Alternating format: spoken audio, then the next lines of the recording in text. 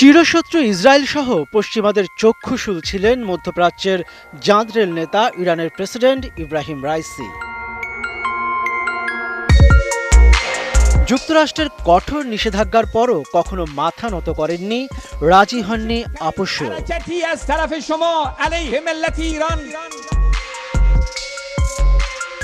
অনেকেই প্রশ্ন তুলেছেন, রাইসির এই মৃত্যু এটি নেহায় দুর্ঘটনা নাকি পরিকল্পিত হত্যাকাণ্ড। কারণ গাজা যুদ্ধকে কেন্দ্র করে ইসরায়েলের বুকে কাঁপন ধরানো একমাত্র ব্যক্তি ছিলেন ইব্রাহিম রাইসি। তাকে সরিয়ে দিতে পারলে মধ্যপ্রাচ্য থেকে ইসরায়েলের দিকে মিসাইল তাক করার মতো আর কেউ নেই, তা ভালো করেই জানেন বেনিয়ামিন নেতানিয়াহু। কট্টর ইসরায়েল বিরোধী হিসেবে আজীবন পরিচিত ছিলেন রাইসি।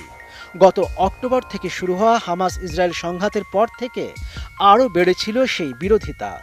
চলতি বছরের এপ্রিল থেকে শুরু হয় দুই দেশের মধ্যে সরাসরি সংঘাত। ১ এপ্রিল দামাস্কাসে ইরানের দূতাবাসে হামলায় নিহত হন বেশ কয়েকজন কর্মকর্তা। সেই হামলার নেপথ্যে ইসরায়েলের হাত রয়েছে বলে দাবি করে ইরান। তার পাল্টা জবাবে ১৩ এপ্রিল ইসরায়েলে ক্ষেপণাস্ত্র হামলা চালায় ইরান। সন্দেহের আঙ্গুল যাচ্ছে যুক্তরাষ্ট্রের দিকেও, কারণ একমাত্র ইরানের কারণেই মধ্যপ্রাচ্যের রাজনীতিতে প্রভাব কমেছে ওয়াশিংটনের। সেখানে জায়গা করে নিচ্ছে যুক্তরাষ্ট্রের চরম শত্রু চীন।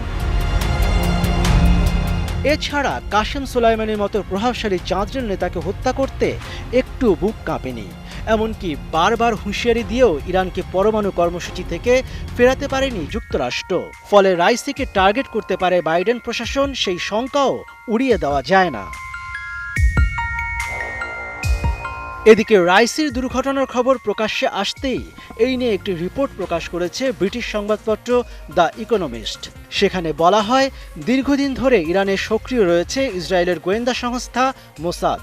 কিন্তু ইরানের রাষ্ট্রপ্রধানকে টার্গেট করবে মোসাদ, সেই সম্ভাবনা খুবই কম বলে মনে করছে বিশেষজ্ঞ মহল। বর্তমানে মধ্যপ্রাচ্যের সাম্প্রতিক পরিস্থিতিতে রাইসির মৃত্যু আঞ্চলিক স্থিতি অবস্থা অনেকখানি নষ্ট হবে বলে বিশেষজ্ঞদের আশঙ্কা।